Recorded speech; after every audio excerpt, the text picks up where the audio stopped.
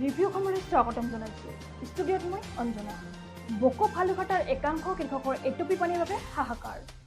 বৰষুণ নোহোৱাৰ বাবে কৃষকসকলে বহুতো সমস্যাৰ সন্মুখীন হ'বলগীয়া হৈছে। পানীৰ অভাৱত তলিৰ কঠীয়া তলিতে মৰহি যাব ধৰিছে। জেঠ আহাৰ মাহতে এইসকল খেতিয়কে খেতি মাটিত কঠীয়া ৰুই বছৰৰ ভাতকেইটা মোকলাই লোৱাৰ চেষ্টা কৰিছিল, কিন্তু কঠীয়াসমূহ পুৰঠ হ'ব পৰাকৈ এই বছৰ পথাৰত পানী নাই। যাৰ বাবে প্ৰতিজন 10ৰ পৰা 15 বিঘাকৈ খেতি কৰা এই খেতিয়কসকলে এইবাৰ 2-3 বিঘা দ মাটিতহে খেতি কৰিব পাৰিছে।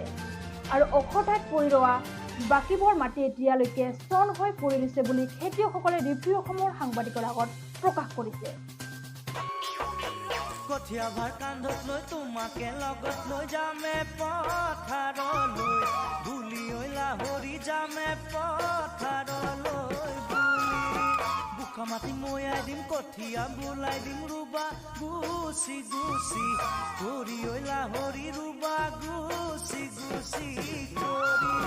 কঠীয়া ভাৰ কান্ধত লৈ তোমাকে লগত লৈ যামে পথাৰলৈ, বুলি ঐ লাহৰি যামে কঠীয়া বোলাই দিম ৰুবা গুচি গুচি কৰি, ঐ লাহৰি ৰুবা গুচি গুচি কৰি। উপায় নাই, পানী নাই, ৰুব পৰা নাই পথাৰত, কি কৰিম? এতিয়া এনেকুৱা সুবিধাও নাই, গৰু চৰু নিজৰো নাই, ট্ৰেক্টৰেদি হাল বাই অলপ খেতি কৰোঁ। তাকো মানে এইবাৰ পানী নহ'ল, যথেষ্টখিনি মানে কষ্টৰ সন্মুখীন হৈছোঁ। আৰু আমাৰ নিচিনা পৰিয়াল এতিয়া মানে খেতি কৰিব নোৱাৰিলে আপোনাৰ চলাই দিগদাৰ হ'ব দিয়কচোন। পানীৰ কাৰণে মানে আমাৰ খেতিখিনি কৰাত বহুত অসুবিধা হৈছে। আৰু এতিয়া মোটামুটি 15 দিন কঠীয়াই মানে অখ নহ'ল, বহুত অসুবিধা হৈছিল খেতি কৰাৰ ভিতৰত। এনেকুৱা বছৰ আৰু আমি পোৱাই নাছিলোঁ। আপোনালোকে কি এইটোৱে প্ৰথম পাইছে নেকি এনেকুৱা বছৰ যে যিটো বছৰত পানী নাই? এইবাৰে প্ৰথম বুলি ক'লেও ভুল নহয়। এনেকুৱা পানী নোহোৱাকৈ থকাই নাছিল। পানীৰ কাৰণেই আমি যথেষ্টখিনি দেখিছোঁ, মাটি ফাটি আছে, 2-3 চাহ হাল বাই থৈছোঁ। মাটি এতিয়াও আপোনাৰ কিমান বিঘা মাটি আছে? 12 বিঘামান এইবাৰ মানে কি 1 বিঘাও কৰিব পৰা নাই? এইবাৰ নাই বুলি ক'লেও ভুল নহয় যায়, 2-3 বিঘামান দৰা মাটি আছে। বাকী যিখিনি আপোনালোকৰ বামা মাটি সেইখিনি বুলি সেইবিলাক মানে ৰুব পৰা নাই এতিয়ালৈকে? নাই, এই কঠীয়াই অহা নহ'ল।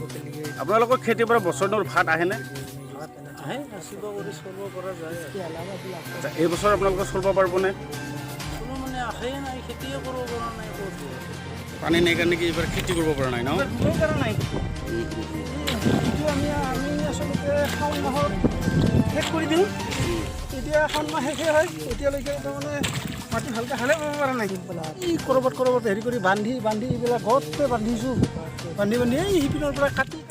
এতিয়া কৃষকসকল বৰষুণৰ অপেক্ষা।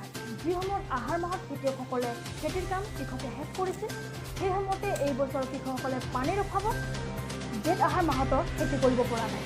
যদিও বৰষুণ পৰিলে চলিত শাওণ মেঘে ভাদ মাহৰ শেষলৈকে হ'লেও কৃষকসকলে ভুই দিব বুলি আশা কৰিছে।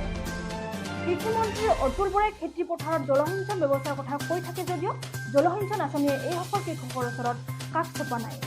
উল্লেখ্য যে প্ৰধানমন্ত্ৰী কৃষক যোজনাৰ 1 টকীয়া ইঞ্চুৰেঞ্চেও খেতিপথাৰসমূহ স্থন পৰি ৰোৱা কৃষকসকলে পাবলৈ সক্ষম হ'বনে নাই সেয়া হ'ব লক্ষণীয়। বোকৰ পৰা সাংবাদিক ৰতন দাস আৰু আমাৰ এডিটৰ ইন চিফ চিলাৰৰ সহযোগত news desk report review Assam.